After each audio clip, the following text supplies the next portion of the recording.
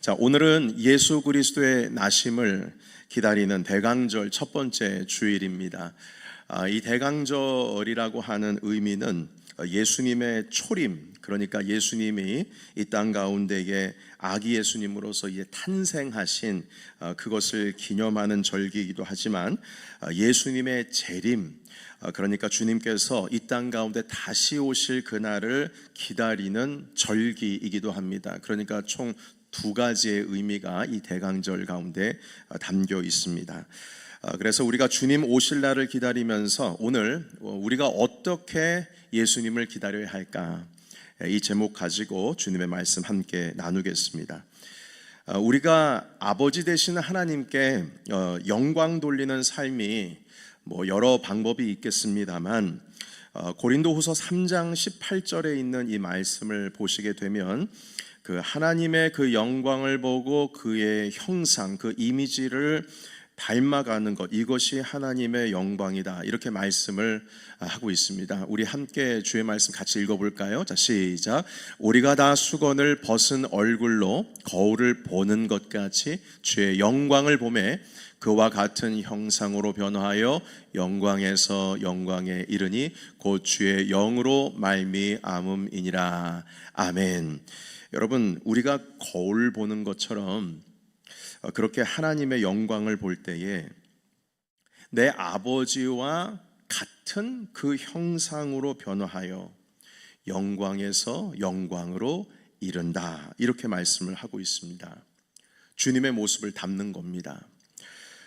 여러분, 자녀는 부모를 닮는 게 당연하죠. 당연합니다. 안 닮는 게 좀 이상한 겁니다. 꼭 얼굴은 안 닮아도 성격 닮습니다.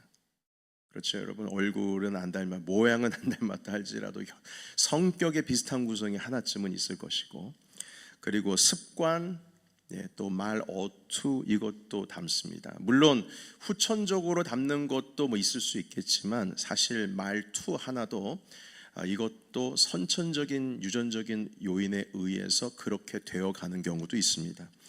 포레스트 검프라고 하는 그 영화를 보시게 되면 주인공 검프가 자기도 몰랐던 자기 아이가 있다는 것 알게 됩니다. 그래서 그 아이와 이제 조우하게 되는데요, 만나게 되는데요, 얼굴을 보면 비슷한 구석이 없어요.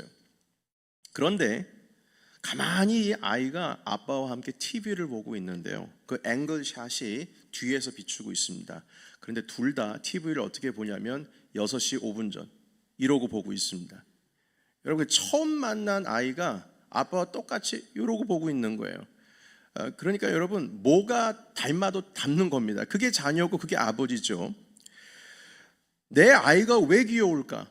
여러분, 귀여운 이유가 있습니다. 그것은 물론 객관적으로 예뻐서 귀여워서 귀여운 것도 있지만 자기를 닮은 구석이 있으니까 이쁜 겁니다. 여러분, 사랑하는 사람이 닮는다고 하는데 사실 사랑하는 사람이 서로 닮는 게 아니고 닮았기 때문에 사랑하는 겁니다. 그 심리학 용어 중에서도 걸맞이 효과라고 하는 게 있는데 그것이 무엇이냐면 비슷한 사람끼리 만나기를 좋아하고 비슷한 사람끼리 교제하기를 좋아한다는 겁니다. 이것이 심리학 용어로 과학적으로 밝혀진 것처럼 우리가 내 아이가 귀엽고 내 아이가 사랑스럽고 그 아이가 그 아버지와 어머니의 기쁨이 되는 것은 내 자식이라고 하는 그 기쁨도 있지만 이 아이를 통하여서 나의 모습을 보기 때문에 그렇습니다. 여러분, 오늘 이 고린도후서 3장 18절에 있는 말씀을 보시게 되면 주님을 닮아가는 삶이 바로 영광에서 영광에 이르는 삶이다, 이렇게 말씀하시면서 주님의 성품, 그 주님의 이미지를 담는 그것이 곧 하나님께 기쁨이 되는 삶이요 하나님께 영광이 되는 삶임을 우리에게 보여주고 있습니다. 예수님께서는요, 자기 자신을 닮으라고 여러 번 말씀하셨어요. 여러분, 요한복음 13장 15절에 있는 말씀 같이 읽어볼까요? 자, 시작. 내가 너희에게 행한 것 같이 너희도 행하게 하려 하여 본을 보였노라. 본을 보였다. 나처럼 해야 된다. 요한복음 15장 12절에도 비슷한 말씀이 있습니다. 또 한 번 읽습니다. 시작. 내 계명은 곧 내가 너희를 사랑한 것과 같이 너희도 서로 사랑하라 하는 이것이니라. 아멘. 사랑하는 것도 나를 본받아야 된다. 그리고 주님께서 이 말씀 외에도 직설적으로 나를 본받아라, 나를 닮아라, 나를 본받아라 이렇게 말씀은 안 하셨지만 간접적으로 하신 말씀은 정말 여러 군데 있어요. 나는 포도나무요 너희는 가지니 그가 내 안에 내가 그 안에 거하면 많은 열매를 맺나니 나를 떠나서 너희가 아무것도 할 수 없다. 이 말씀도 보시게 되면 지난주일 추수감사주일에 함께 말씀을 나눴던 것처럼 이 말씀의 의미는 커넥션이 아닙니다. 그냥 가지가 포도나무에 그냥 붙어 있다, 커넥션 돼 있다, 이게 아니고 릴레이션 해야지 된다는 것이죠. 여러분, 그 의미는 무엇입니까? 포도나무의 DNA를 그대로 이 가지가 가지고 있을 때 열매를 맺는 것이지. 그 DNA를 갖다라고 하는 것은 바로 관계 가운데 있다라는 의미겠죠.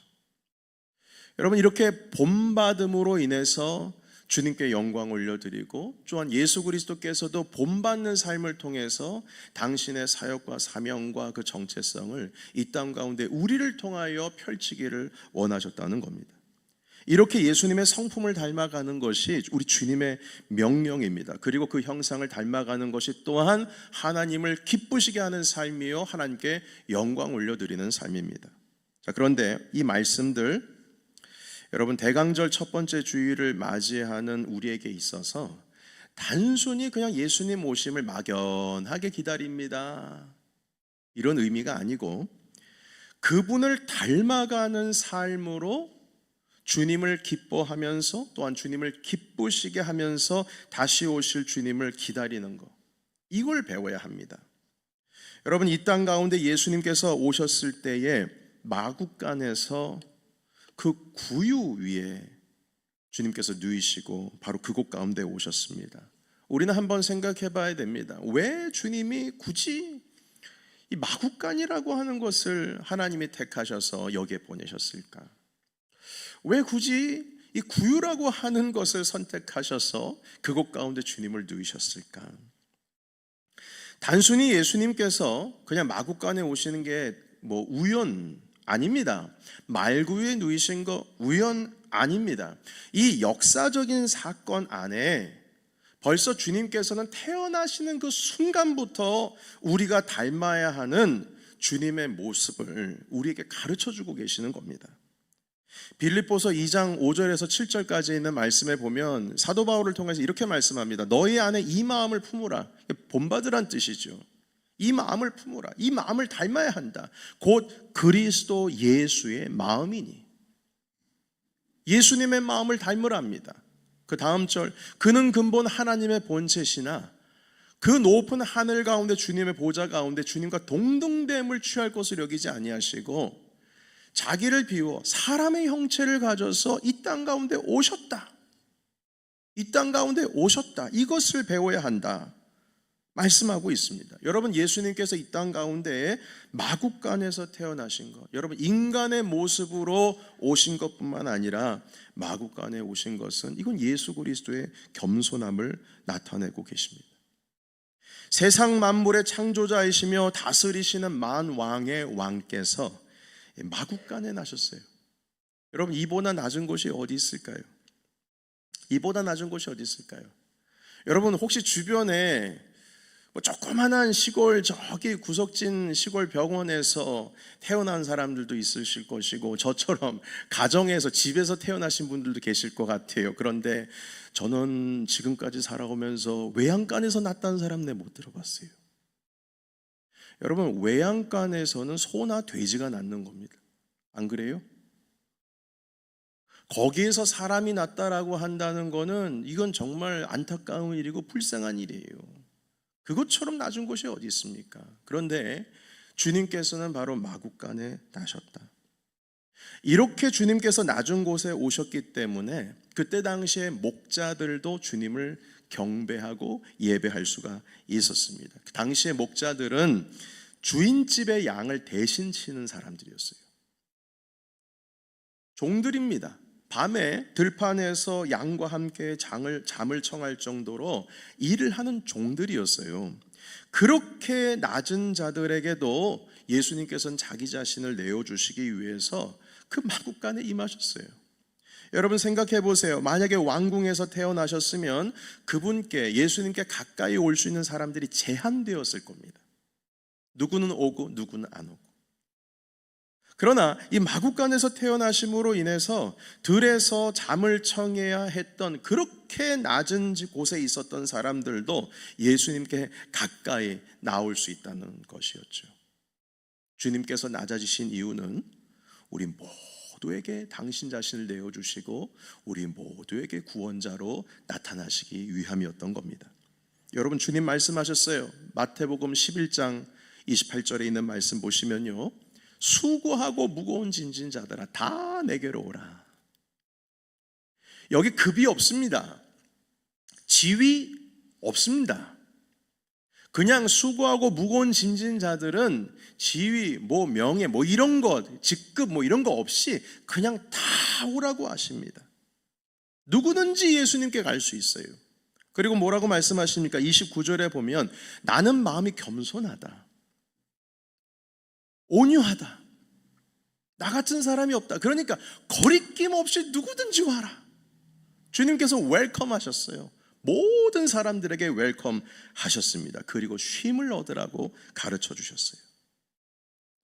여러분, 우리는 이렇게 이 예수님의 겸손을 배우면서 하나님께 영광 올려드릴 수 있고, 이 낮아짐을 배워서 하나님을 기쁘시게 할 수 있고, 이렇게 낮아짐을 통하여서 우리 가운데 다시 오실 예수님을 기다릴 수가 있습니다. 여러분, 교만한 자는 주님 기다릴 자격이 없어요. 여기서의 모든 자들 다 내게로 오라 할 때에 교만한 자들이 아니에요. 겸손해야 그것도 주님 앞에 올 수가 있습니다.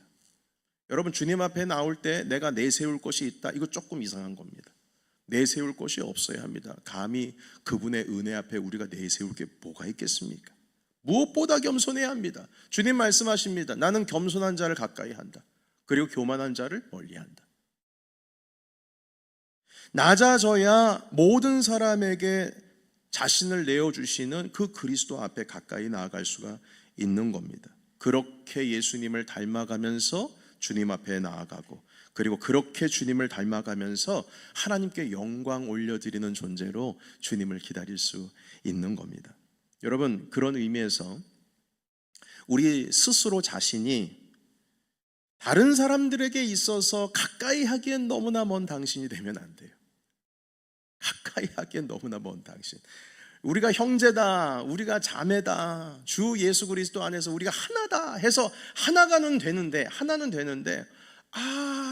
되기엔 너무나, 가까이 하기엔 너무나 먼 당신. 이게 쉽지가 않다 이 말이죠. 여러분, 예수님은 가까이 하기엔 너무나 먼 당신이 아니라 어느 누구도 주님을 가까이 하고자 주님께 달려가는 사람들이 그렇게 많았습니다. 여러분, 세상에서 가장 낮은 자가 누구입니까? 어린아이들이에요. 아무런 힘이 없어요. 거리낌이 없습니다. 그 아이들이 주님께로 달려갑니다. 그럴 정도로 주님께서는 자기 자신을 내어주시고 낮아지신 분이셨어요. 어느 누구도 예수님께 가까이 나아가려고 했을 때 주님께서는 모든 분을 다 품으셨어요. 그런데 예수님이 품어주셨으니까 사람들이 주님께로 가까이 갔다는 것이 아니고, 주님을 바라보기에 거리낌 없이 주님을 찾아갈 수 있었기 때문에 주님께서는 모든 분들을 품어주신 겁니다.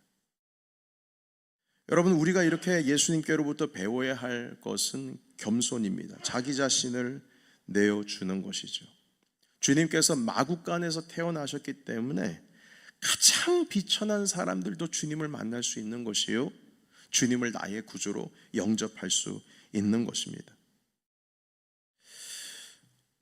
여러분, 주님께서는 이 마음을 품으라 곧 그리스도 예수의 마음이니 하시면서 그 겸손함을 배우라고 하셨습니다. 그렇게 주님께서는 우리에게 본이 되어주셨고, 우리에게 이 시대를 살아가고 있는 우리에게 낮아져야 한다. 낮은 자가 천국에서 큰 자이다. 나에게 다가오는 자, 또한 주 예수 그리스도를 기다리는 모든 자들은 이 겸손을 배우고 기다리라. 주님 오늘도 우리에게 말씀하고 있습니다. 여러분, 지금까지 우리는 마구간이라고 하는 이미지를 살펴봤는데요, 이제는 조금 더 디테일하게 들어가 보겠습니다. 자, 이제는 구유를 한번 생각해 보십시다. 예수님께서 이 땅 가운데 오셨을 때 태어나신 후에 첫 번째로 주님께서 누우신 곳은 말구유였습니다. 여러분, 이 구유에 누우셨다라는 의미는 섬김을 받기 위해서 오신 것이 아니고 섬기기 위해서 이 땅에 오셨다라고 하는 의미가 그 안에 담겨 있습니다. 구유가 뭡니까? 구유는 외양간에서 가축들, 염소, 말, 소, 양들이 먹는, 꼴을 놓는 바로 그들에게 있어서 밥그릇입니다. 가축들의 밥그릇이에요. 여러분, 예수님께서는 평소에 나는 생명의 떡이다 이렇게 말씀하셨습니다. 난 떡이다, 나를 받아 먹으라 하셨어요. 요한복음 6장 35절에 있는 말씀 같이 한번 읽어볼까요? 6장 35절 같이 읽습니다. 시작. 예수께서 이르시되 나는 생명의 떡이니 내게 오는 자는 결코 줄이지 아니할 터이요 나를 믿는 자는 영원히 목마르지 아니하리라. 아멘. 여러분, 주님은 생명의 떡이십니다. 떡은 다른 사람에게 에너지를 주기 위하여, 다른 사람들에게 힘이 되기 위하여 자기 자신을 내어줍니다. 그게 떡입니다. 이것이 우리가 예수님께 배워야 할 두 번째 성품입니다. 여러분, 실제로 예수 그리스도께서는 태어나신 곳 어디서 태어나셨죠, 여러분? 베들레헴. 근데 그 베들레헴의 원래 본 뜻이 떡집이란 뜻입니다. 베드라고 하는 그 의미는 집이라는 뜻이고요, 레헴, 이것은 빵 혹은 떡, 다시 말해서 이 방앗간이 있는 집, 떡집이다, 그런 이름을 가지고 있는 그 마을에 우리 주님께서는 우리에게 생명의 떡이 되기 위해서 이 땅 가운데 오셨습니다. 여러분, 참 이게 유머러스하지 않습니까? 떡집이라는 이름의 마을에서 이 세상 가운데 떡이 되시기 위해서 우리에게 찾아오셨다. 오늘 이 본문 말씀을 보시게 되면 이 예수님이 이 소와 말이 먹는 그 꼴, 그 꼴을 담은 그 먹이통, 그 밥그릇, 그 위에 자기 자신을 먹을거리로 내어주시면서 그 자리에 누우셨습니다. 여러분, 오늘 본문의 말씀에 보시게 되면 그 가축들이 먹는 그 밥그릇, 그 구유에 어떤 아기가 누운 것을 보면 그것이 바로 메시아라고, 그분이 메시아라고 하는 표적이다, 사인이다, 이렇게 말씀하고 있습니다. 메시아라는 증거입니다. 누가복음 2장 12절에 있는 본문 말씀을 같이 읽을까요? 자, 시작. 너희가 가서 강보에 쌓여 구유에 누워 있는 아기를 보리니 이것이 너희에게 표적이니라 하더니. 아멘. 이게 표적이다. 이것이 예수 그리스도의 정체성입니다. 그 구유에 먹을거리가 되셔서 누우셨어요.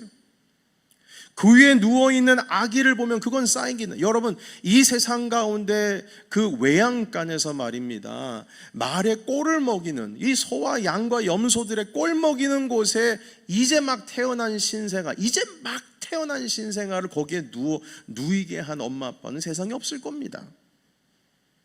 여러분, 아무리 전쟁이라도요, 전쟁통에서도 외양간에서 애 낳는 사람은 없어요. 그러니까 그것을 보면 그것이 바로 표적이다, 그분이 메시아다, 이렇게 말씀하시면서 목자들은 천사가 전해준 이 말씀을 듣고, 여러분, 예수님 발견하는 게 어려웠을까요? 쉬웠을까요? 너무나 쉬웠어요. 왜냐? 외양간은 목자들에게 너무나 친숙한 곳이거든요. 베들레헴이라고 하는 작은 마을의 외양간들은 다 뒤지고 다녔을 거예요. 어떤 신학자는 이렇게 말합니다. 찾기가 너무 쉬웠을 것이다. 왜냐하면 그 목자들이 양떼들을 모아두는 그 외양간에 주님이 오셨기 때문이다, 이렇게 말하는 신학자들도 있습니다. 여하튼 중요한 것은 마구간 안에 있는 염소, 양, 소의 여물을 먹이는, 그 꼴을 먹이는 그 말구유에 주님께서는 나 자신을 나는 생명의 떡이다 하시면서 먹을거리로 오셔서 누우셨다는 겁니다. 이사야 선지자는 이렇게 말씀합니다. 1장 3절의 말씀 또 한번 같이 읽겠습니다. 자, 시작. 소는 그 임자를 알고 나귀는 그 주인의 구유를 알건만은 이스라엘은 알지 못하고 나의 백성은 깨닫지 못하는도다 하셨도다. 아멘. 이 말씀은 무슨 뜻이냐면요, 여러분, 소와 양이요, 염소들이 자기 그 염을 먹을 때 주인을 알아봐요. 왜냐하면 자기에게 그 꼴을 주는 사람이, 그 여물을 주는 사람이 주인이거든요. 그래서 여물을 먹을 때 그냥 여물만 먹는 것이 아니고 주인이 누군지, 자기에게 밥 주는 사람이 누군지를 보고 그리고 나서 여물을 먹습니다. 소나 나귀도 그걸 안다는 거예요. 그러나 이스라엘은 모른다. 이처럼 안타까운 일이 어디 있습니까? 가축들은 아는데 이스라엘이 모른대요. 이 안타까운 것을 주님께서 이사야를 통해서 말씀하시는데, 구유에 누이신 것은 우리에게 생명의 떡을 주시는 그 예수 그리스도가 우리의 삶의 주인이다.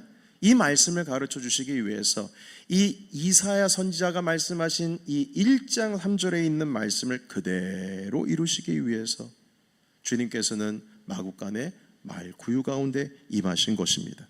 바로 나 자신을 내어주는 그 모습, 말구에 있는 모습이, 이것이 바로 내가 너에게 주는 메시아의 사인이다 가르쳐 주셨습니다.